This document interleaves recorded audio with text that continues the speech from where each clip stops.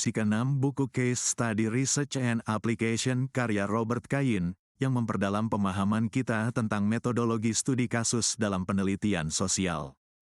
Ringkasan ini bukan sekadar daftar, tapi panduan praktis untuk merancang, melaksanakan, dan mengevaluasi studi kasus dengan ketelitian akademik dan relevansi analitis. Mari kita mulai. Pertama, mari pahami, studi kasus bukan soal jumlah, tapi kedalaman dan logika analitik. Misalnya, generalisasi analitik bukan generalisasi statistik memungkinkan kita mengambil pelajaran dari satu kasus, lalu menerapkannya ke konteks lain yang paralel secara konseptual. Contoh nyata, upaya pencegahan narkoba melalui perubahan lingkungan, bukan hanya kampanye individu, bisa digeneralisasikan ke program pemberantasan jentik nyamuk atau penghapusan rokok di sekolah. Kedua, kasus itu adalah unit analisis, bukan sekadar lokasi atau organisasi. Misalnya, dalam studi bantuan teknis, keterlibatan bukan institusi yang menjadi fokus utama. Dan ketiga, protokol studi kasus sering disalahpahami. Ini bukan kuesioner untuk responden, melainkan panduan kerja untuk peneliti, pertanyaan penelitian, prosedur lapangan, dan rencana analisis semua tertuang di sini sejak awal.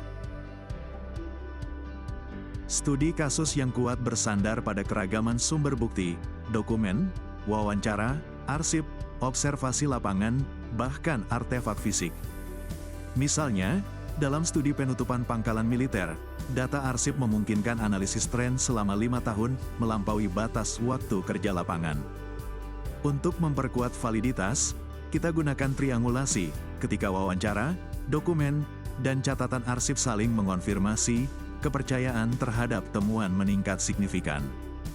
Saat mewawancarai, kutipan langsung sangat berharga, tapi butuh alat perekam atau sistem pencatatan cepat agar tak kehilangan nuansa, nada, jeda, emosi. Dan dalam analisis, dua strategi utama. Membangun penjelasan, dengan menguji penjelasan alternatif secara sistematis. Sintesis lintas kasus, yang mempertahankan keutuhan tiap kasus, bukan hanya mengekstrak variabel. Dalam studi kasus berganda, logika replikasi, bukan pengambilan sampel, yang digunakan. Replikasi literal, kasus yang diperkirakan menghasilkan pola serupa.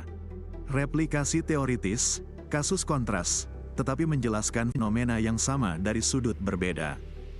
Studi kasus juga bisa terintegrasi dalam penelitian metode campuran, misalnya, 32 studi kasus ditambah 100 wawancara telepon untuk sintesis lintas kasus.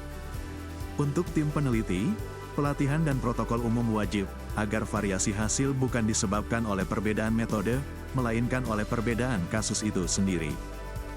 Dan jangan lupa, studi eksploratif harus terpisah dari studi utama. Data fase eksplorasi tidak boleh ikut dianalisis, agar tidak terjadi bias konfirmasi. Studi kasus bukan metode lemah, justru metode yang menuntut ketelitian tinggi, keterbukaan terhadap teori, dan integritas dalam pembuktian. Seperti diingatkan oleh Kantor Akuntabilitas Pemerintah AS atau GAO, kualitas studi kasus dinilai dari penggunaan berbagai sumber bukti, pembentukan rantai bukti yang jelas, dan komitmen pada pembangunan penjelasan yang dapat ditantang.